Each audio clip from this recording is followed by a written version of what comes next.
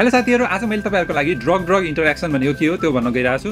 यदि 2 या 2 भन्दा धेरै औषधिहरु पेशेन्टले एकैचोटी खाएको छ भने एउटा दबाईले अर्को दबाईसँग इन्टरेक्सन कज गर्छ र त्यहाँ एडिटिभ या एडभर्स इफेक्ट पनि कज गर्न सक्छ। एउटा दबाईले अर्को दबाईको फंक्सनलाई इन्हान्स पनि गर्न सक्छ भने एउटा दबाईले अर्को दबाईको फंक्सनलाई सप्रेस पनि गर्न सक्छ। कुनै बेला चाहिँ यो बेनिफिशियल पनि हुन्छ र कुनै बेला चाहिँ यो एडभर्स इफेक्ट कज गर्ने भएको कारणले गर्दा चाहिँ डेन्जरस पनि हुन जान्छ।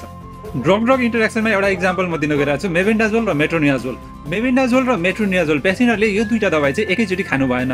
यदि यो दबाईहरु एकैचोटी पेशेन्टले खाएको छ भने चाहिँ त्यो दुईटा दबाईहरुले गर्दा चाहिँ एडभर्स ड्रग इन्टरेक्सन कज गर्न जान्छ र त्यहाँ एउटा रेयर स्किन कन्डिसन कज गर्न जान्छ। त्यसको नाम चाहिँ टक्सिक एपिडर्मल नेक्रोलाइसिस हो। यसलाई सर्टकटमा टिएन पनि भन्न सकिन्छ। यो स्किन कन्डिसनमा के हुन्छ भने स्किनको लेयरहरु पिल आउट हुन्छ, ब्लिस्टरहरु फर्म हुन्छ, फिभर हुन सक्छ। यदि यो मेबेन्डाजोल र मेट्रोनिडाजोलको एडभर्स इफेक्टको कारणले गर्दा टिएन यानी कि टक्सिक एपिडर्मल नेक्रोलाइसिस कज भयो भने चाहिँ यसको ट्रिटमेन्ट अलिक लामो समयसम्म हुन्छ, 1 देखि 2 महिना पनि लाग्न सक्छ र यो एउटा life threatening serious skin condition हुन जान्छ। यो अवेरनेसको लागि आज मैले तपाईहरुको लागि यो भिडियो बनाएको। फेरि भेटौँला अर्को भिडियोमा, त्यससम्मको लागि बाइ बाइ।